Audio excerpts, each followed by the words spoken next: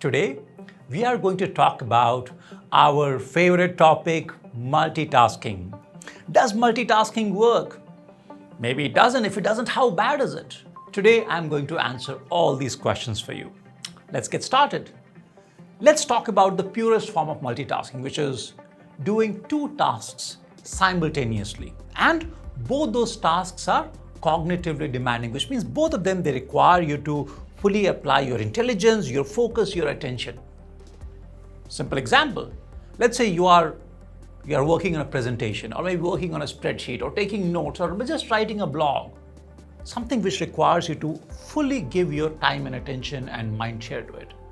At the same time, you're doing something else, sending out an email. So can you be listening to somebody, as an example, and still typing out a message to somebody else? Is that possible? So the short answer is no. If both the tasks are cognitively demanding, both of them, they require you to fully apply or give the task your full focus and attention. If you try to do them simultaneously, the result is a disaster. And the question is, how are people doing it? I very often see people talking on phone and doing something on the side. So what's really happening is this. When you are doing two tasks in parallel simultaneously, then essentially we don't realize, but we are switching between them very, very quickly. Very simple example. Let's say you're sitting in an office phone call, maybe a conference call or a meeting, and the meeting is going on and it's not super useful, or maybe you feel like there's something urgent I need to do. So you start sending a message, and quite often we do it under the table, thinking people don't know. They actually do know, but that's a different thing. All right. So now, when you are sending a message on WhatsApp or Slack or something to somebody, and you're also listening to that office phone call, what exactly is going on? So what's happening is, when you're typing the message, you think you are listening, but at that point, the speaker makes some important point, you will not fully understand. All right? So which means we can either do A or B, but not together. So multitasking in its purest form, which is doing two tasks, both of which are cognitively demanding, that is not possible. But there is one small exception. So for that, we need to understand something called the working memory. Now, you might remember incidents which have happened 6 months ago, 1 year ago, 10 years ago. Why? Because that information or those memories, they are stored in our long-term memory. But there is something called a working memory or short-term memory. So what is working memory? I'll keep it very simple for you. Let's say if I give you a phone number, I want you to try to remember that and maybe tell it to somebody 10 seconds later. The number is 734-3197. This number, I gave you some random 7 digits. You have tried to remember. What did you do? Now you have stored those numbers in your working memory. All right. Now it so happens that our working memory is very critical for understanding stuff. When you're reading something, you are first taking that information, it goes into your working memory, and then you try to sort of make sense of it. And therefore, if your working memory cannot handle the information coming in, you will not be able to process and understand. Our working memory has got two elements. In fact, it's got three, but let's talk about it one by one. So this is based on a model which was given around 1974 by two guys, Baddeley and Hitch. And the model basically says that there is something called phonological loop. Again, if the names are very complicated, don't worry, I'll simplify it for you, all right? So in our mind, when it comes to short-term memory or working memory, there are two parts to it. One is what is called the phonological loop, and the other is what is called visuospatial sketchpad. To simplify, so everything you read, everything you hear, whether it's math or a book or a video or just talking to somebody, all that information goes through phonological loop. Now there is more detail there, but I'm going to skip that. All right. So something called phonological loop, which handles all the stuff which is coming either as speech or text, etc. That's one part of it. Second is visuospatial sketchpad, which handles or which can store information pertaining to space and to images and so on. Now these two are independent, which means if some information is coming into visuospatial sketchpad and some of it is coming to phonological loop, as an example, you are listening to maybe, let's say, an audio or a podcast, and you're also doing painting, just as an example. Now, when you're drawing or painting, it is your visuospatial sketchpad that is involved, and when you're listening, it is your phonological loop that is involved. So to that extent, to a limited degree, you can do some multitasking. Okay, so if these are different modalities, one goes to phonological, other goes to visual spatial sketchpad, you can multitask to some extent, though my recommendation is why would you? We will talk about better ways to become productive or to do great work, so don't worry about this. Okay, so this is the only exception. Next, let's talk about multitasking where one of the tasks is not cognitively demanding. Now, what might that be? Habits. What are habits? Habits are actions which we take without thinking. It is like unthinking behavior. Take a simple example, driving a car.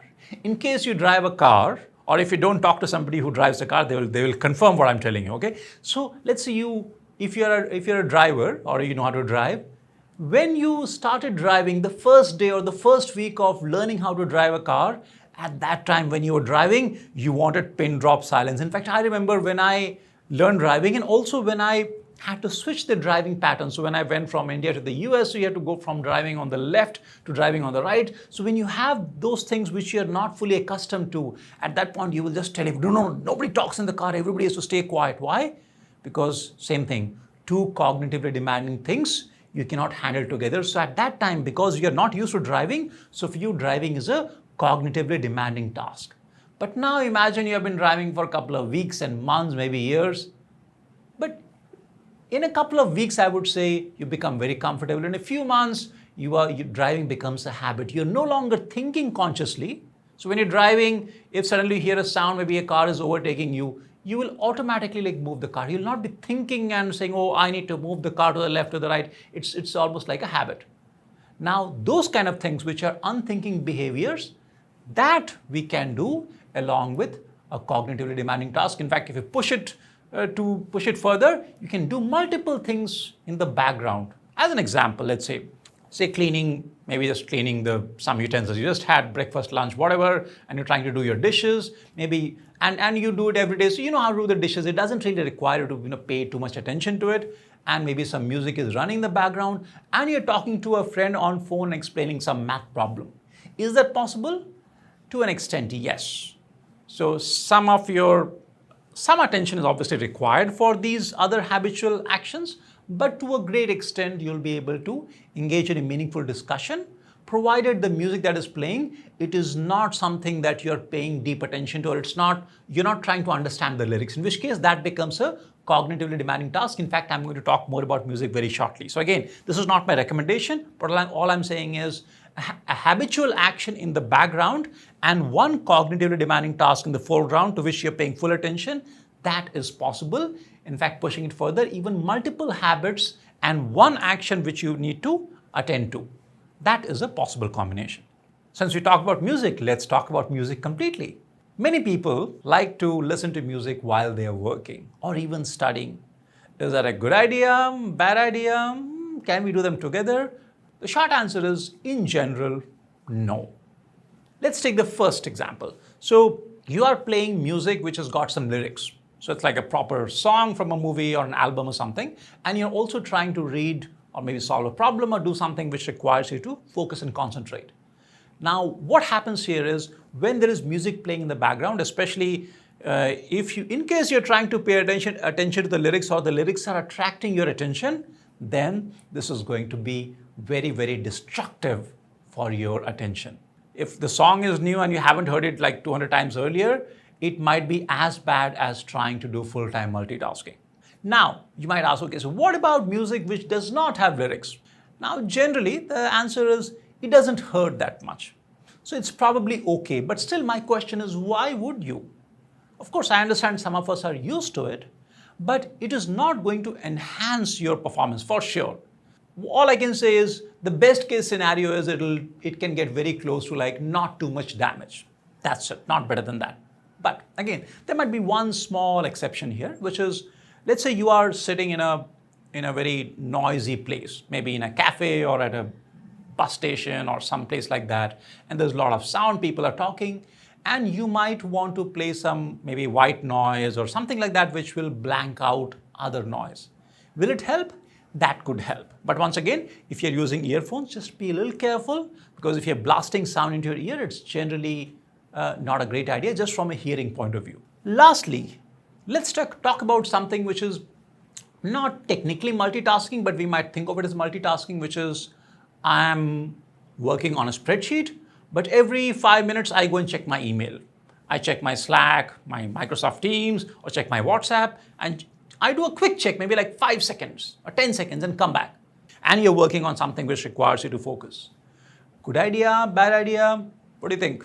Answer is bad idea, terrible idea. So it turns out that when you're trying to do something which requires your full focus and attention, if you stop every 5-10 minutes to check your phone or disrupt yourself, even if you do it just for a few seconds, it will break the flow. Essentially, there is a bubble of focus you're building around you. That bubble will burst every time.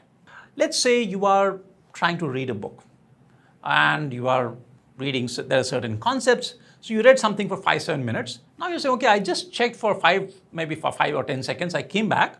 Now for the last 10 minutes I was reading. So, why would I not be able to understand that? So what happens is you'll understand chunks of it. But quite often when we're reading things or trying to learn something, we're trying to create an overarching mental model. In some sense, we're trying to synthesize everything. That synthesis will get very, very badly affected if you disrupt yourself every 5 to 10 minutes. Before I close this video, one question I want to pose myself is, why do we want to do multitasking? It boils down to productivity. We want to get more done. We want to deliver great outcomes. In 2 hours, we want to get a lot more done than we would normally do in normal life. And that's why you want to do more things. My answer is no. If you want to get more done in 2 hours, what you need is not more multitasking, you need less multitasking. You need laser sharp focus. And that is the kind of focus that will help you get in that flow state where you are not just very productive, but you love that experience. But more about that another day. But I hope this will convince you to not try to do multitasking. Trust me, it's a small thing, but it'll change your life. Thank you for listening, and I hope you found this video useful. If you did, subscribe to this channel. In the coming videos, we'll talk more about focus, productivity, and good stuff like that. Thank you for listening. Bye-bye.